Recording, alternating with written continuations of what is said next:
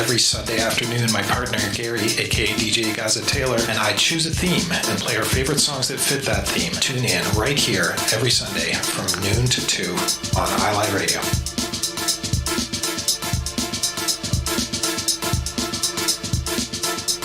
Every Friday, take a trip around the world with music from around the globe. Colors of Rhythm with your host DJ Ron John. Fridays, 6 p.m. to 8 p.m. on iLive Radio, iliveradio.com. Hey, what's going on, everybody in cyberspace? This is The Groove Show with your boy, the crowd pleaser, DJ Mark Anthony. Don't forget, each and every Saturday afternoon from 4 to 6 p.m., we want to put you in the mood for whatever the night has in store. I'm playing only the best feel-good, party rocking, body-shaking music from funk to soul to reggae to R&B, house to salsa, and much, much more. We call it The Groove each and every Saturday from 4 to 6 p.m. Keep it locked. It's the crowd pleaser, baby. You know how we do. We'll see you on the air. Peace. Attention all musicians, bands, associations, clubs, and organizations that represent collective styles of music across Canada. Now is the time to rebuild our collective music nation genres like hip-hop, R&B, jazz, soul, reggae, gospel, and more united. The Collective Music Nation is a non-profit organization committed to the development of collective music. Free memberships are available now. The Collective Music Nation. One voice, strength in unity. You're listening to iLive Radio, changing the way you listen to radio. iLive Radio. The number one hit music station.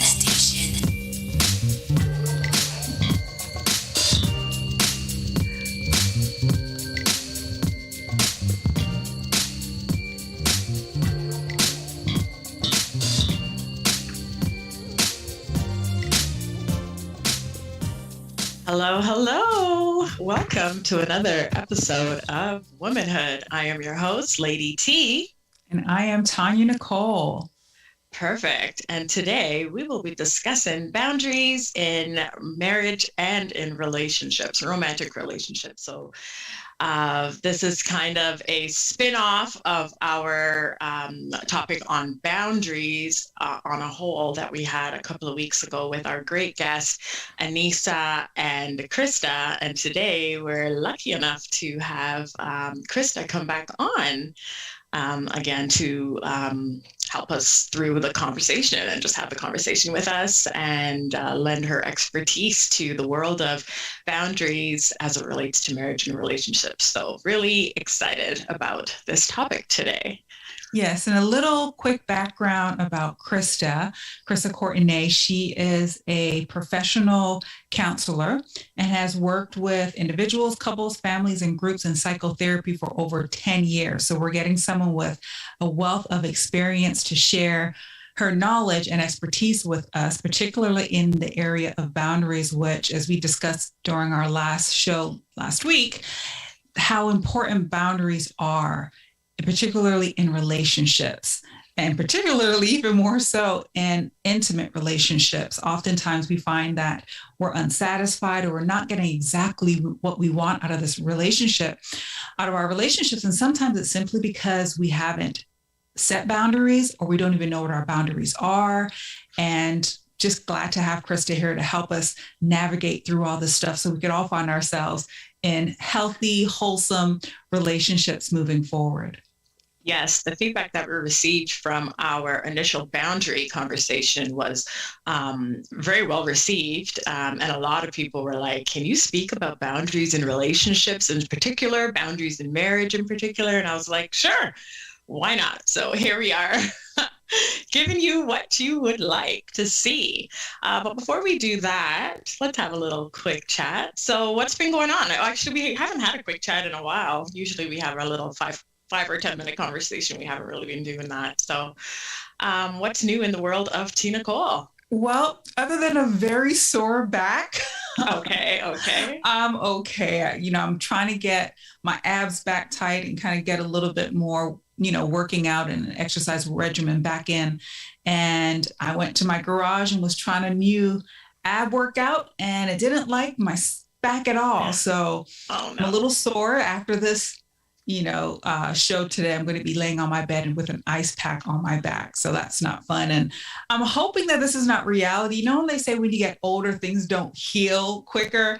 I'm trying to get that out of my head, but I'm starting to feel that way because it's like 5 days and it's still pretty painful. I'm like, no, I'm not hitting that phase where things start to slow down a little bit. So hoping that's not the case. And I'm hoping that my back will be all healthy and healed by the time we head to Dubai in a couple of weeks. Yes. So our listeners are not aware, but yes, Tina Cole and I are going to Dubai to have a little sister one-on-one, but also to celebrate a birthday of a friend. So we're looking forward to that. So yeah, that's a really cool thing. As for myself, actually, just in response to what you said about age and the things that we start to feel. It is a real thing. And I remember when I was in my 20s and I worked with these ladies, they were older than me, and they used to always complain, oh, you wait till you get to 30 and you wait till you get to 40. And I was like, yeah. But, there is a lot of truth to that. And I remember one time I was having a conversation with one of my friends, and I think we were about 36, 37. And she goes to me randomly one day, do your hips hurt? And I was like, my hips? Like, no, we're not having that conversation right now. She's like, yeah. She's like, I realize, like, as I go deeper in my 30s, my hips hurt. And when I ask my friends, they say their hips hurt. But at that time, my hips didn't hurt. I don't know if she jinxed me or what, but like a year or two later, my hips actually started to hurt. And now, being past that beautiful 40 threshold, yeah, there's a few other things that hurt as well. So it's definitely, there is some truth in that. And I think the only way to combat that is, of course, through diet and just consistent exercise, because Absolutely. The minute you stop, which is what I did, things hurt so much more. So there is some truth to that. So unfortunately, I think your back will be okay, but yeah, the healing the older we get, definitely, I don't think it improves much. We really have to fight more for it. Yeah. So yeah, anyhow, what can we really do? But yeah, other than that, for myself, I've just been, trying to keep my head above water, working on different projects as usual, and getting ready for this trip, which is going to be amazing. So yes, but we do have Krista here with us, so I'm going to let her in the room right now. Perfect. Welcome, Krista. Hey, Krista. Hi, good morning. Good afternoon. So good to see you. Thank you. You guys too. Yes, welcome back. Welcome back. We, like I mentioned, had some great reviews from our show on boundaries overall. So, we're really excited to have you back to kind of more focus the relationship focus the conversation rather towards relationships and marriage. So this should be a good one. Well, I'm excited to be back with you. This is one of my favorite topics. And so I get excited anytime I get a chance to share because it's been so transformative just for me in my own life. And then as a therapist as well, the skill is absolutely necessary. Right. So I'm going to come right out with a really big question that I got out of the book, Boundaries. Okay. And I just would like to kind of get your perspective and for you to add a little bit to it and kind of explain it the best way you can to our audience, because I think it's important. It says, boundaries define us. They define what is me and what is not. Could you go into a little bit more detail about what that exactly means? What is that saying? Sure. That's a very good question and a wonderful place to start. As I mentioned the last time we talked, remembering that boundaries, when you think about it, are a line of some sort that sort of separates one from another. And in our physical world, we have this in many different forms, right? We have fences, we have gates. Most compounds or even production studios, for instance, have, a property line that kind of protects it so that someone is in charge of who comes in and who doesn't. And so emotionally, mentally, physically, in terms of just our energy, who gets it, who doesn't. We really do go through a process of discovery and taking ownership and personal responsibility over the things that are absolutely mine, that pertain to me, that have to do with my feelings, that affect me directly, and understand a lot better what isn't mine. So sometimes when a loved one or someone close to us gets very angry with the decision that we make, we sometimes behave, when you think about it, in a way that demonstrates we feel a sense of responsibility. We made them mad. Right? And when you start to study boundaries and understand that a little bit better, you can be sensitive and understanding that someone might not like or appreciate the decision that you made.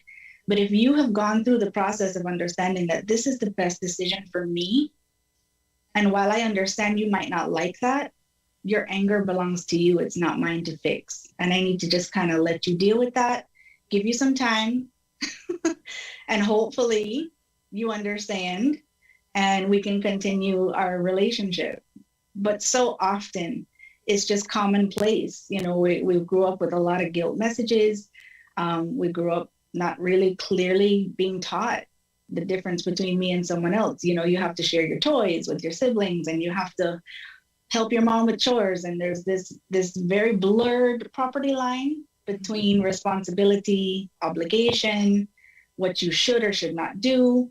And that varies from household to household and experience to experience. Wow. And so it really is a better, more clear understanding as an adult. And there are ways that you can teach children this as well. But if you're just starting out, more than likely, you're learning how to be personally responsible for the things that belong to you, and learn the difference between what doesn't and how to handle it. Because remember, the whole goal of having healthy boundaries is not to kick people out of your life. It's to have more fulfilling and rewarding, free relationships that are just so much more authentic and deep and respectful of one another. That's a big point when you talk about, there's actually two things that stood out. One of the things is guilt messages. You know, I like to kind of maybe dive into what that really is. You know, what is guilt messages that contributed to us having lack of boundaries, is what I'm hearing you say. Is that correct? Right. In Dr. Cloud's book, I was really flabbergasted by this point, because he really describes that there are two types of sort of character flaws that present themselves when it comes to guilt messages and boundaries. One is for the person who uses guilt messages to control someone else's decisions. Now, I say it like that, and it sounds like somebody's like, you know, pulling the strings and puppeteering and mind controlling you, but it's not that always. It's not always that intentional, that someone is intentionally trying to control you. It's just one of the ways that we've learned to kind of get what we want. You know, we use this. We would do it with friends all the time. Oh, okay, since you got a new boyfriend, now you don't have time for me. You know, and if you read between the lines, what we're really saying is, I miss you, and I would really like you to prioritize some time to spend with me, but that sounds too mushy. Like, nobody talks like that. That's not our normal language. Right. Yeah. And it can be really subtle, the line between joking about that to make a point and using those types of messages to get people to really change their minds and do what it is that you want them to do. So one type of sort of character flaw that he talks about is the person who uses guilt messages to control someone else's decision, right? So that can sometimes be your mom. Oh, nobody ever checks on me. Oh, woe is me. You know, after all I did for you girls, or after all I did for you kids, you don't do this and you don't do that. And so there's a person who uses guilt messages, right? Sometimes in relationships, it's like, you know, I work so hard to provide for this family, and all you do is complain. It's like, okay, but what am I complaining about? And are we actually hearing each other? It may be a regular complaint, but most of us don't have a process by which we kind of understand when it's okay and when it's not. And so there's a person who uses guilt messages to try to get you to change your mind to do what they want you to do. Right. And then this is the one that really got me. There's a person who has this character flaw that they actually respond to guilt messages. So when guilt messages are levied against them, Wow. they fully take on that responsibility for the other person's anger, change their mind, push past their boundaries, rearrange their schedules, forego something really important to them to make sure that they rid themselves of that guilt. Wow. The problem is, after you go through all of that, yes, the guilt might be gone, but the exhaustion is there. The resources you need for something else that you want to do is not there. The things that you want to build, the things that are on your goals list, were not tended to the way that they needed to be. And so we spend a lot of time trying to eliminate guilt by shooting ourselves in the foot. Right. In essence. Yeah, in essence. Right. And so when you learn healthy boundaries, you learn to read between those guilt messages. You learn to hear the expression of need, the expression of emotion, sometimes the expression of hurt. A lot of times, remember that hurt kind of drives anger in a way, hurt and fear. And so sometimes, depending on the types of relationships that we're in, if you start doing something for yourself that doesn't include me, I begin to feel a little bit threatened by that. But I'm not going to say that because I don't actually know that. I just feel something weird. And I don't want you to do that, but I don't know why. And that's just, sometimes in day-to-day life, it's a lack of self-awareness. It's a lack of understanding about how past relationships or traumas or little hurts or injuries are kind of playing into my life today. But when you start to delve into learning what boundaries actually mean and how to implement them, it is just a clarity and a freedom that helps you to kind of remember that you're in charge of you. And once you learn that, no one can take from you anything that you're not willing to give. That's the power of learning about healthy boundaries, is that I no longer feel afraid for somebody to ask me for something. Oh my God, I hope they're not asking me. Every time the phone rings, oh gosh, is this person calling? I hope they don't need nothing. You don't have that anymore once you realize that people can ask me for whatever they want. And I will have to determine whether or not I can or I can't. It's in my best interest. I want to or I don't want to, and how much I give. Yeah. Okay. I make it sound really simple, but we will break down all of that into simpler terms. So when it comes to signs that someone needs to put some boundaries in place, what does that look like? So some people, just like you mentioned, they're not aware of the fact that they need to have these boundaries. So what are some signs that someone can look for or maybe sit down and reflect on that would tell them, I need to put some boundaries in place? Great question. One of them is how you feel after you've agreed to do something. So you want to pay attention to feelings of resentment, right? The feeling of resentment is generally a huge indicator that you're giving more than you want to give. Now, the tricky part about this is that there's a difference between I don't want to do this or today is not the best day, right? So if we keep it simple, sometimes every Sunday somebody calls and asks us to do this and we say yes, even though we don't want to.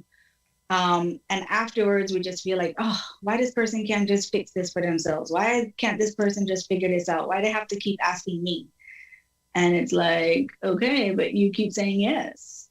So where's the need for them to ask somebody else? They're getting their need met through you.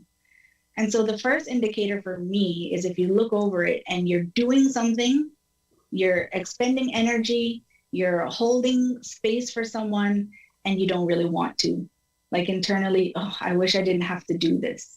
That feeling of just, or that feeling of dread every time you have to go to, I don't know, anything, something at church, or you're providing cupcakes for something, or there's a family member that's kind of always in need, and it never seems to end. Anything that you agree to, it could be babysitting, it could be letting your niece or nephew live with you for the month, anything that you do that makes you feel afterwards like, ugh, I don't want to do this, is a good indicator that something's going on somewhere, and you might need to kind of figure out, where you stand on that, where your boundary actually needs to be. Is it something that you need to adjust in your own attitude? Or is it something that you need to say to someone, I didn't mind doing this the first 2 times, but this seems to be becoming a regular thing, and I'm not really okay with that. Okay.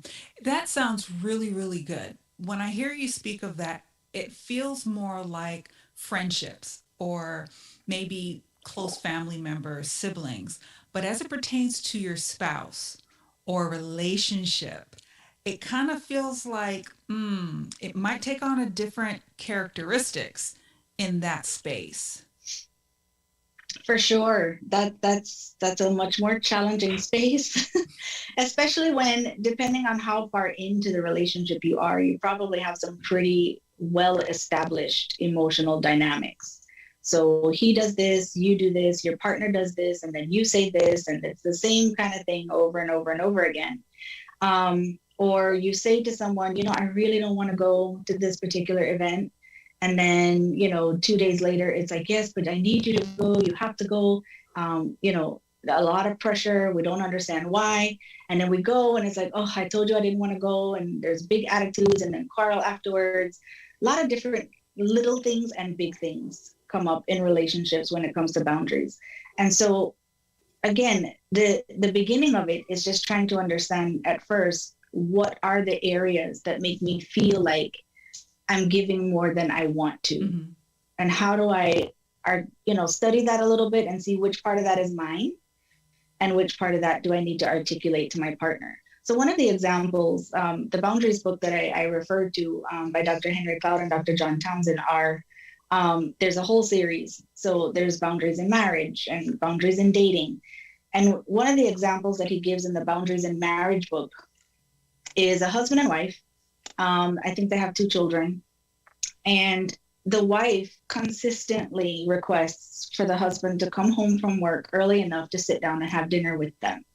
It's really important to her that they all sit down together as a family and have dinner. Okay.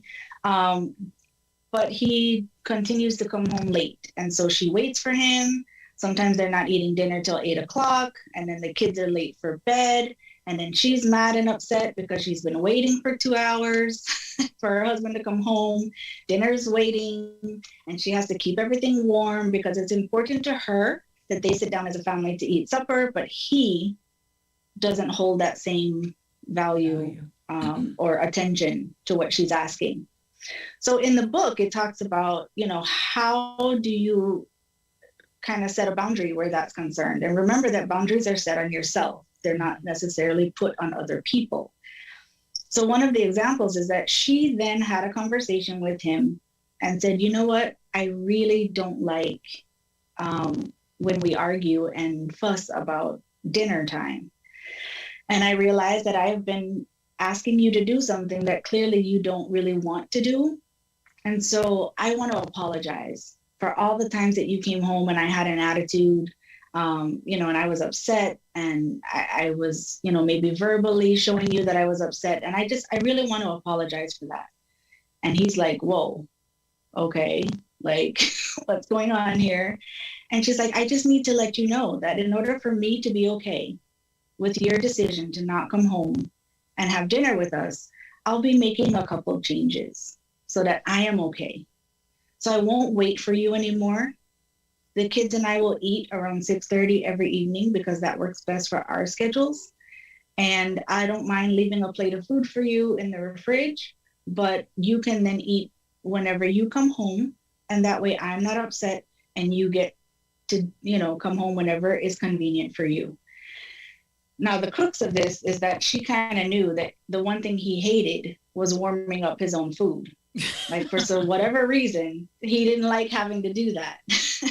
Now, she didn't do this on purpose to, like, get at him, but it was understanding that I am upset. You clearly aren't.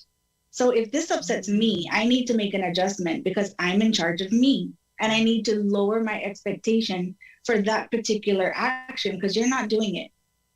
And so it's important to me. You can communicate your boundary, but I'm not going to put myself in a position to be waiting for you anymore. Okay? And so what started to happen is that she let go of all the hurt and resentment and all of that she had against him. So whenever he got home, she was quite loving and attentive, but he warmed up his own food and the kids had already eaten. They were ready for bed. She was relieved. She felt better and she wasn't holding all of that towards her husband. Okay. Eventually, he got the point and started to come home earlier and have supper with them on time. But he made the adjustment because she stopped accommodating. Okay. And suppose he never made the adjustment. It's okay. It doesn't mean the whole relationship is in trouble. I mean, there are differences between, deal breakers and non-deal breakers. But so often, we have these scripts going on in our head about what this means and what it's supposed to look like, and we don't communicate that to each other. But there's a lot of feelings and things that get triggered in some of those interactions. But it's owning yourself. You're responsible for you. And so if you continuously put yourself in a situation where you're disappointed and you're upset, you might have to release that expectation that the other person is just supposed to rearrange their entire schedule to fit your particular need. Right. But we communicate that, we let it go, and then people are free to make the decisions and choices that they want to make. Right. And he eventually came around and made the one that she liked. But even if he hadn't, she made the adjustment, so she's okay. Yeah. Right. And so sometimes, though, we overstep so often into each other's lives. Sometimes it's out of love, but sometimes it's really just out of not knowing better how to kind of stay in our lane. So it really would come down to what your deal breakers are, how you, I guess, maneuver in a situation like that. Because say, okay, in that same instance, let's say he decided not to come home to eat dinner with the family just for whatever the reasons are. And then she started maybe just feel neglected. I know some women in a similar situation who may then feel like they're taking on more of the parental role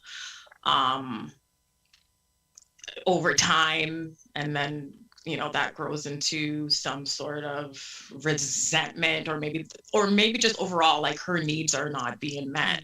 Yeah. Then how would that work itself? Right. You should say that before you go. It's interesting you say that when you talk about your needs not being met, we're in our space. We've been taught that, hey, we want our needs met. So if you don't meet my needs, this list of 10, you're not doing enough and you're focusing on the things that are not working. You're not doing this, you're not doing this. And by you constantly saying you're not doing this, you're making yourself miserable is kind of what I've heard what I heard you say, Krista, earlier. It's like, okay, if you don't want to comply with that, it's not a deal breaker, but I'm going to switch my energy somewhere else.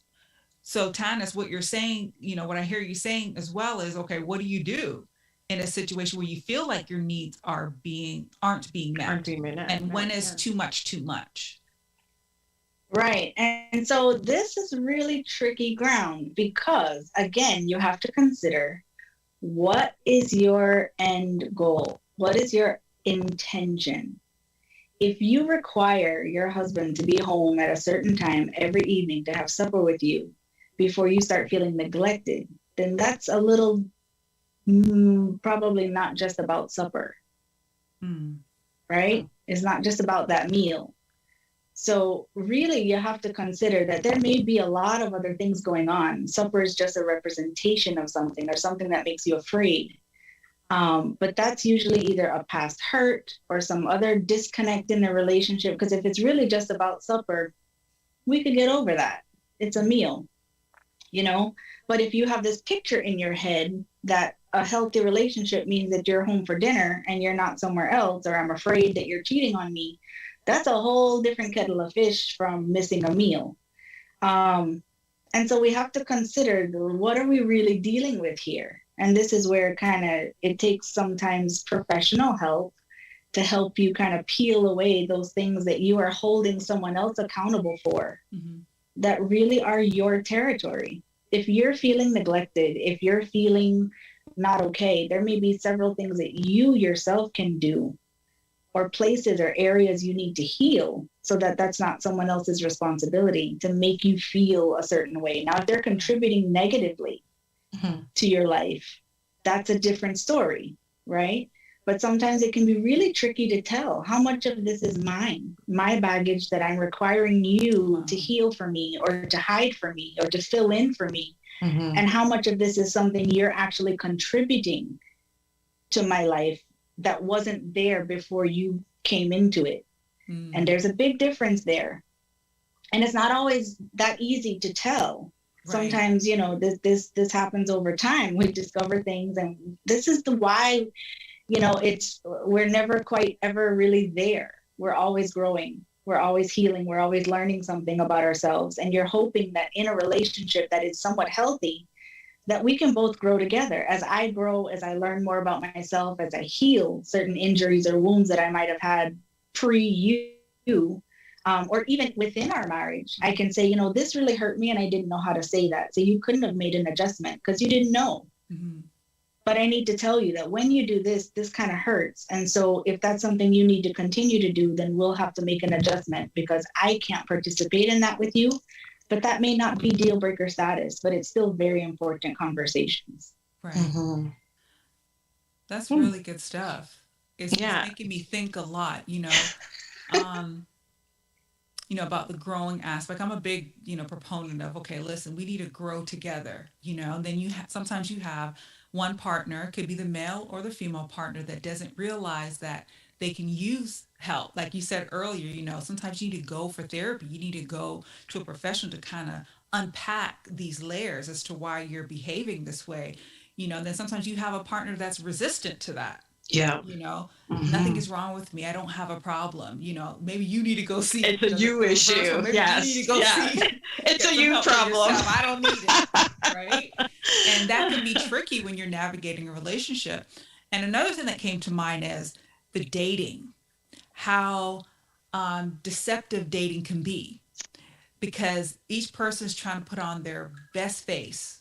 They're treating you the best. Everything is just like top of the line. And then it tapers off. Now you have these expectations that were being met before, and now they're not being met. And you find yourself in this situation like you're talking about, like, okay, wait a minute. My needs aren't being met. You used to meet them. Now you don't. So now I got to put my attention somewhere. And I think that is why some people cheat. No. It's a big reason why some people go out and find someone else to get that, satisfaction. Hey, you're not meeting my needs, so I'm going to find someone else to go and help. Yeah, and that's really tricky as well, because again, if we're talking about taking ownership of ourselves, ownership of our feelings, ownership of our decisions, if you choose to get some of your needs met by going outside of your relationship, that's a decision that you made, to deal with whatever your issues are in that manner. And so while some people feel completely justified, I would argue that there are much better ways to kind of handle that. Because again, we're so afraid sometimes of having a relationship fail that we look past some really important things. And so even getting your needs met in a relationship, I would ask you to please, anyone to kind of examine, because it is not anyone else's responsibility to meet our needs. It's our responsibility to get our needs met.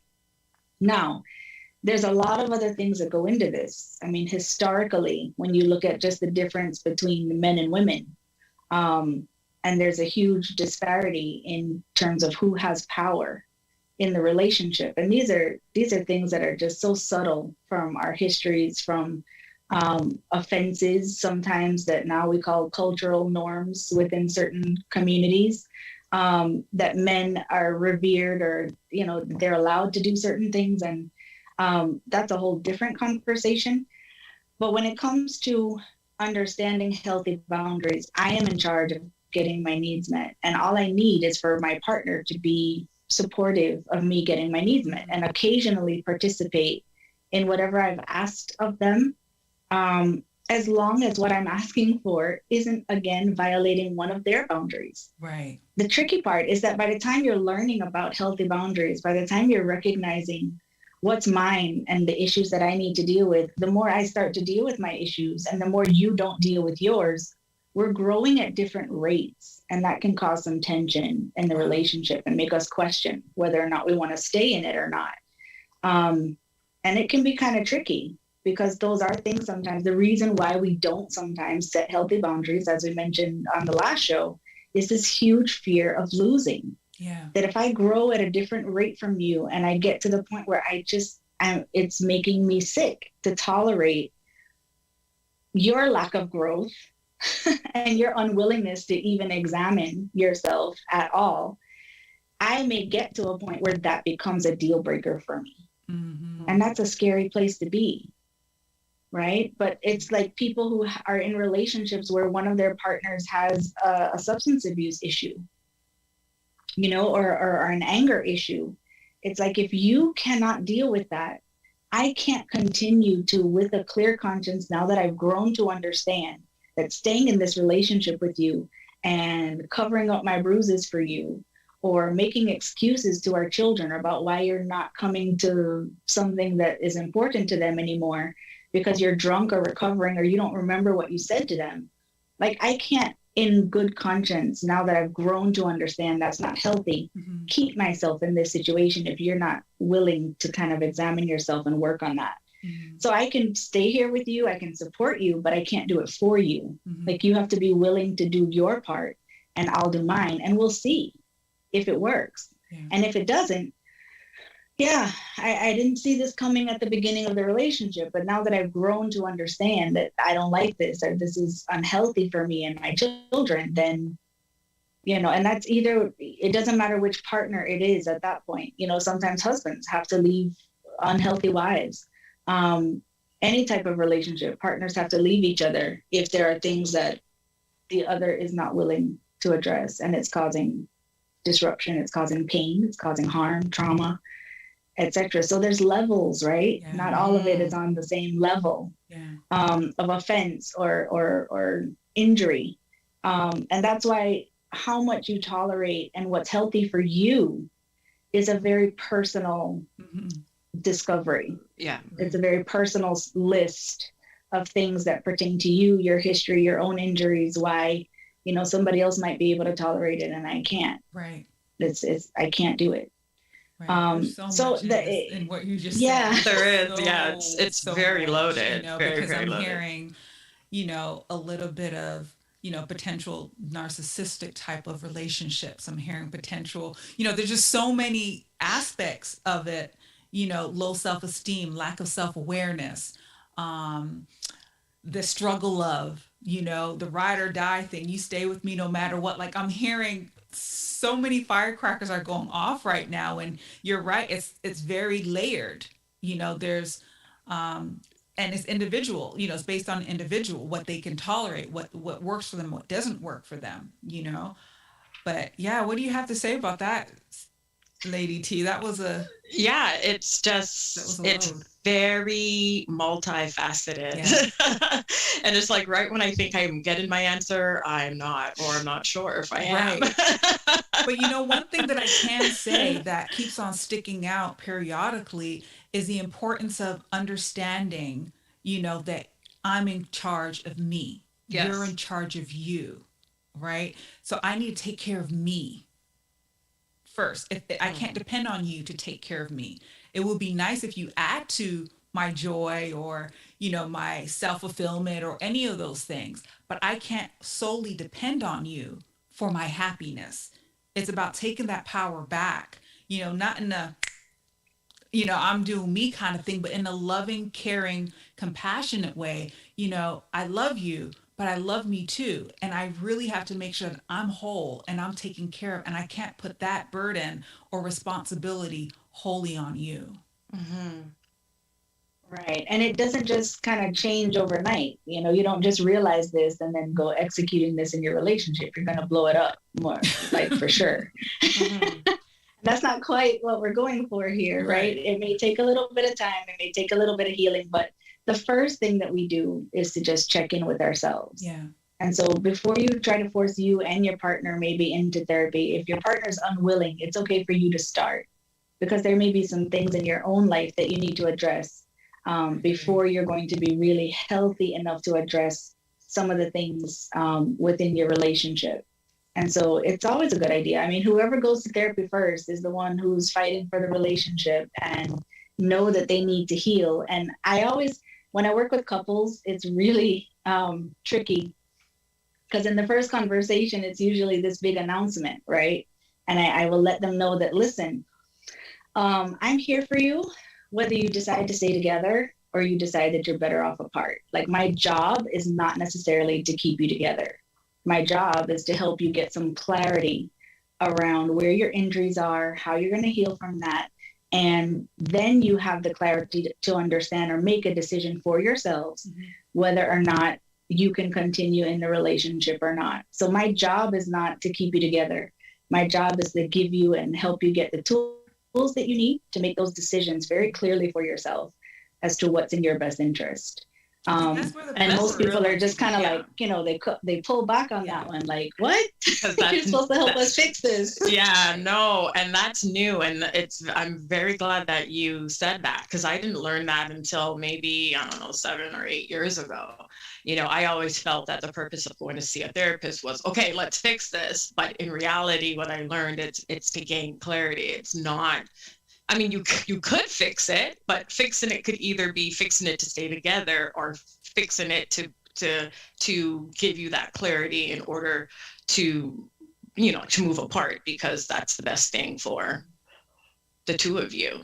Right. And that's a tough one. That's a tough one it's too. a growth. If we look at it kind of like what I mentioned before, it's a growth process, right? Maybe when the two of the individuals came together, they were in different places. They didn't know each other. They didn't know themselves, rather. That's what I meant to say. They didn't know themselves. And once they got to realize who they are, they're like, wait a minute, this really doesn't fit in my picture anymore. This is actually causing more harm than good. And I don't want to harm or injure myself any more that I have, especially if the other individual is resistant to change or accepting, their issues and the reality at hand.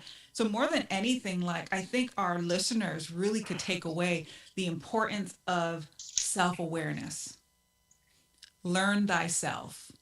You're not going to know everything, because we change. We're growing species. We're human beings. So we change. Yeah. But I think the number one key is, even when I got married, the first time I got married, I'm divorced, and I really honestly didn't know who I was going into that marriage. No clue what I was doing, why I was even there.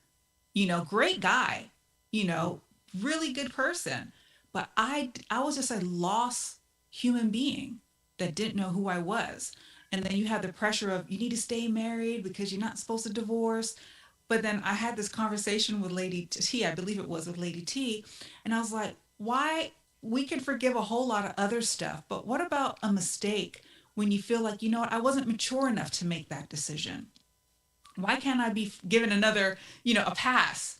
Or informed enough. Yeah, or informed enough. So you have different religions and stuff that will condemn you for that, but it's like, I wasn't mature enough. Now I know better. I'm going to try to do better, my next go around.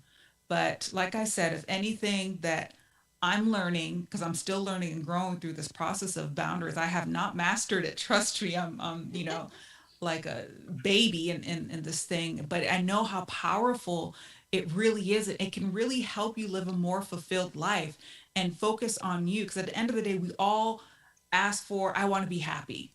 I want to be fulfilled. I want to experience joy. But truth be told, a lot of that comes from you. We have to find our ways to find what brings me joy. How can I bring joy to myself?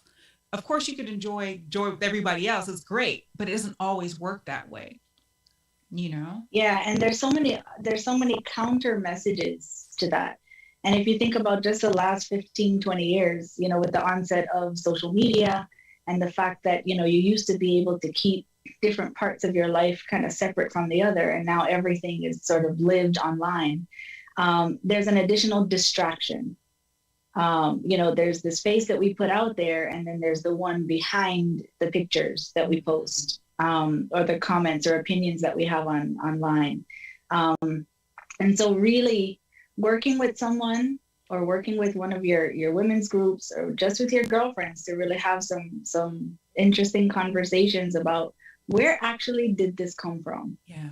Where did I develop this idea that I'm supposed to behave like this in my relationship? Yes. Where did I get this expectation that he's supposed to do this, that, and the next thing? Because sometimes you realize that it was a movie you saw, or it was someone else's life,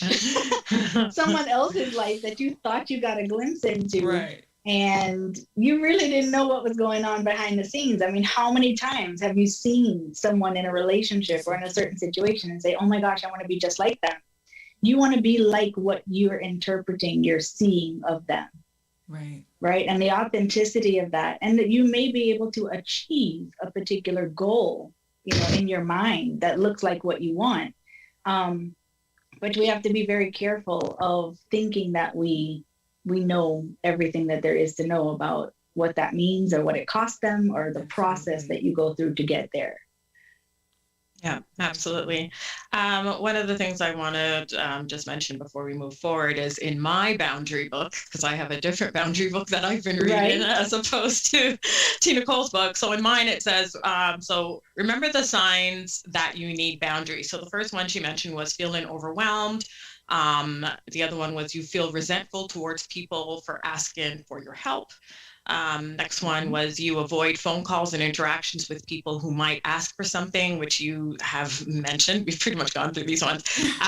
You make comments about helping people and getting nothing in return. That's a good one. You feel burnt out. You frequently daydream about dropping everything and disappearing. And you have no time for yourself. So those are just some of the other signs that you need to put better boundaries in place within your situation if you experience some of those ones. Yeah. Especially you frequently daydream about dropping everything and disappearing. Been there and done that one. I know someone. Exactly, because if I disappear, I don't have to say no.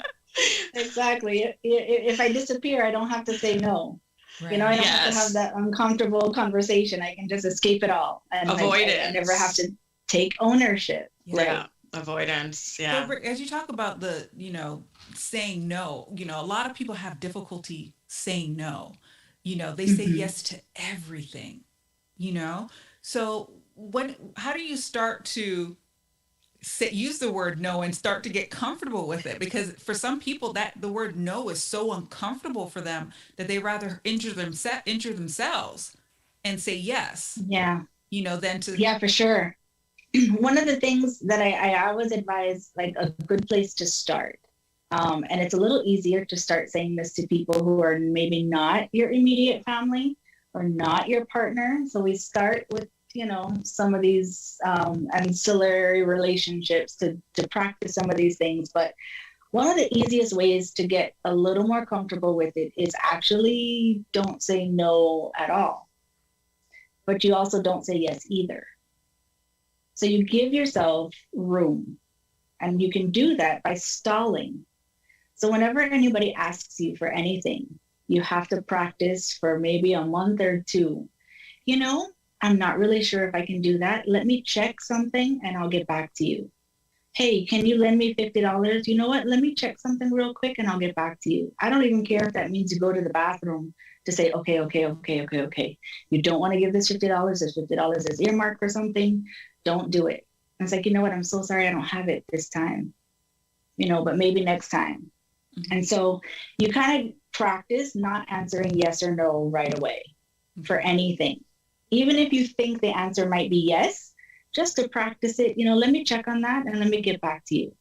I don't really know exactly what's going on that particular day. Let me check something real quick. I'm not really sure what's going on. Let me check for you and I'll get back to you. I don't want to say yes and then I have to, take my yes back.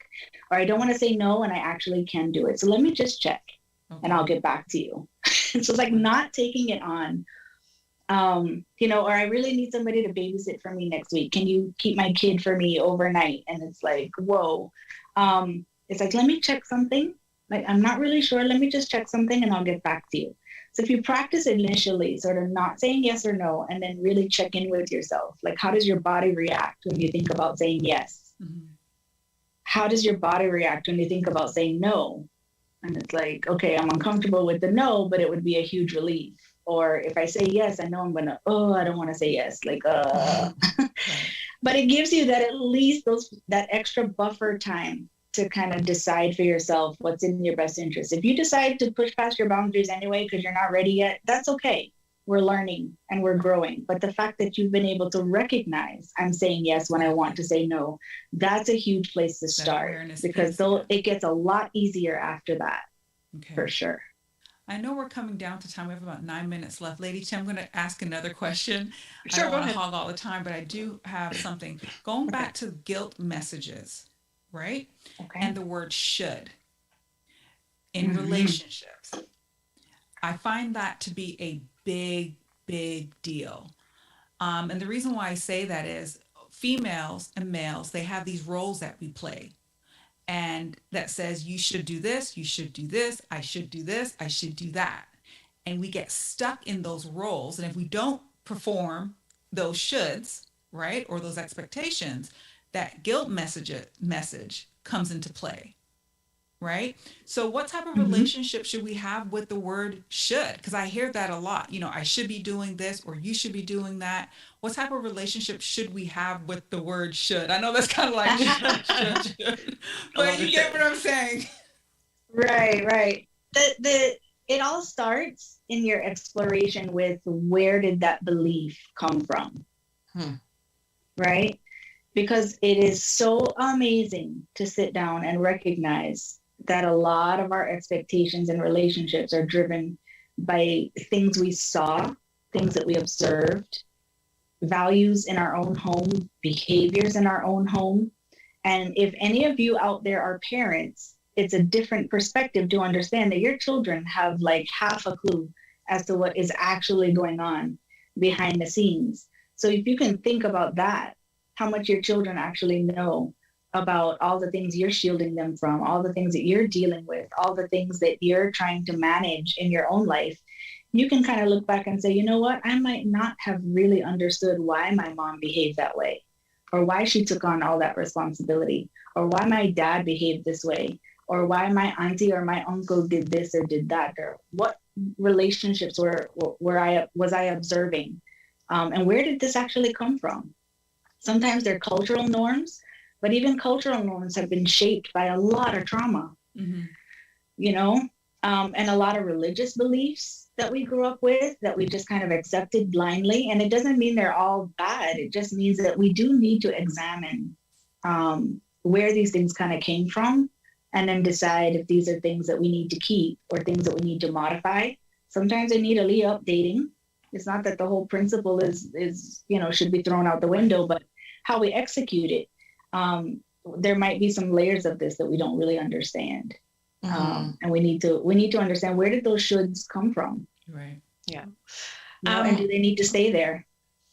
Yeah. No, Absolutely. Sorry about that.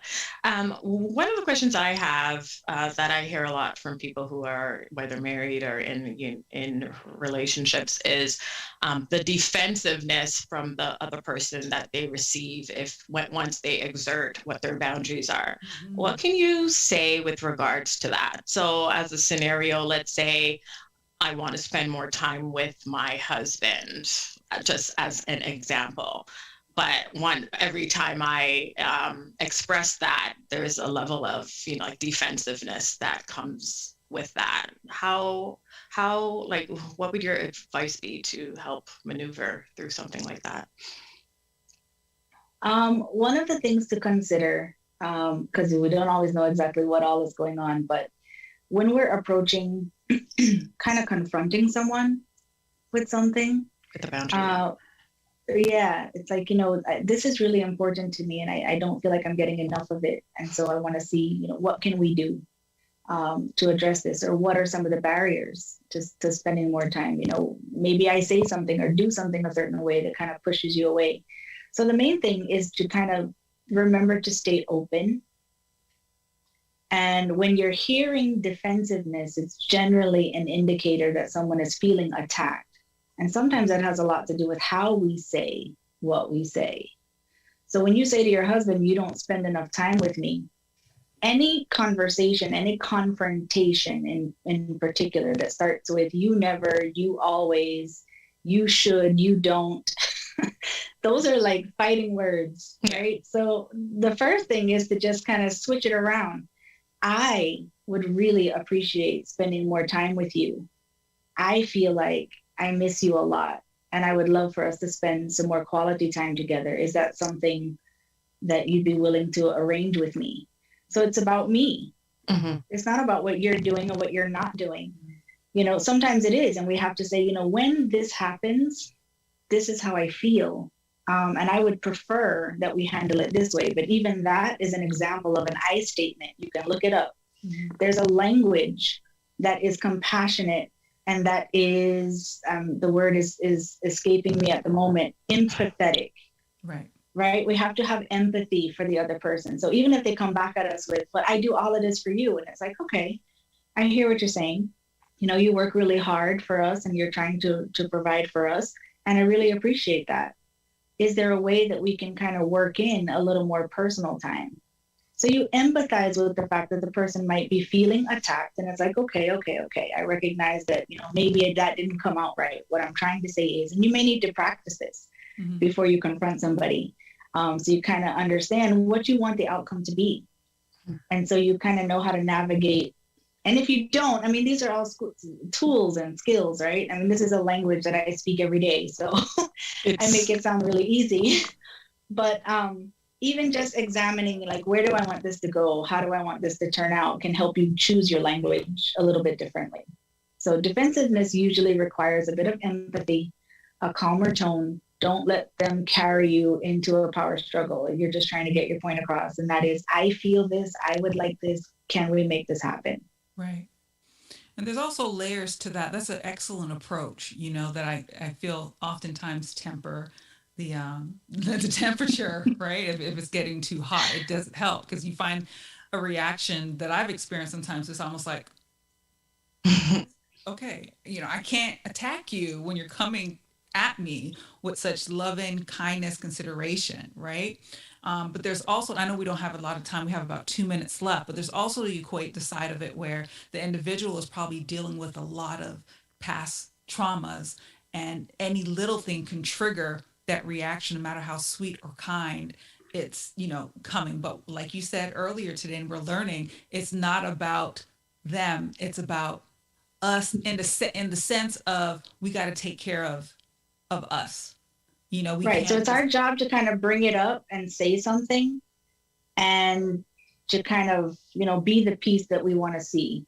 Exactly. in the relationship, and give the other person an opportunity to kind of hear what we're saying. Yeah. But if we get into attack and defense, then that conversation isn't productive anymore. It's lost. Yeah.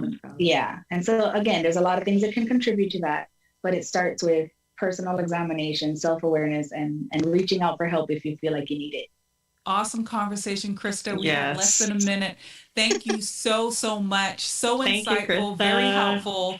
This is one I think I'll be playing every now and then. Thank you for Yes. coming on our show again. It is absolutely a delight, and you ladies take care. And I really hope that if you don't take anything else away, it's talk to somebody and try to get those things sorted out so that you can preserve and heal yourself and your marriage. Awesome. Thank you so Thank much. you, Krista. Okay, so there we have it today with Womanhood. Next up is Lucia D with Honey Drop. Thank you all for tuning in today. We hope you're able to take something away that will bless your life moving forward. Have a good day. Have a good day. Enjoy your week. Yes. This is Felicia Temple, and you're listening to iLive Radio, changing the way you listen to radio. Hi, I'm urban Christian artist Kayla James, and you're listening to iLive Radio. This is Atina, and you're listening to iLive Radio, changing the way you listen to radio. Hey, this is your boy Isma. You're listening to iLive Radio, supporting independent artists from around the world. Hey, peace and blessings. This is Lucia D inviting you to join me each and every Sunday from 7 to 9 p.m. for Honey Drop here on iLive Radio. Journey with me each week as I spin the latest international sounds in new soul, R&B, hip-hop, and a little taste of everything in between. Every show features independent producers from across the globe in the beats beneath, and the 10 sweetest vibes of the week smooth out the night in the 10 drop. Honey Drop, each and every Sunday from 7 to 9 p.m. Eastern Time here on iLive Radio, serving up audible treats like honey, always with a heavy beat drop. Attention à tous les musiciens, groupes, associations, clubs et organisations qui représentent les styles collectifs de musique à travers le Canada. Le moment est venu de reconstruire nos genres de nations musicales collectives comme le hip-hop, le R&B, le jazz, le soul, le reggae, le gospel et plus unis. La Nation de la musique collective est une organisation à but non lucratif engagée dans le développement de la musique collective. Des adhésions gratuites sont disponibles dès maintenant. La Nation de la musique collective, une seule voix, la force dans l'unité. Your number one local radio station.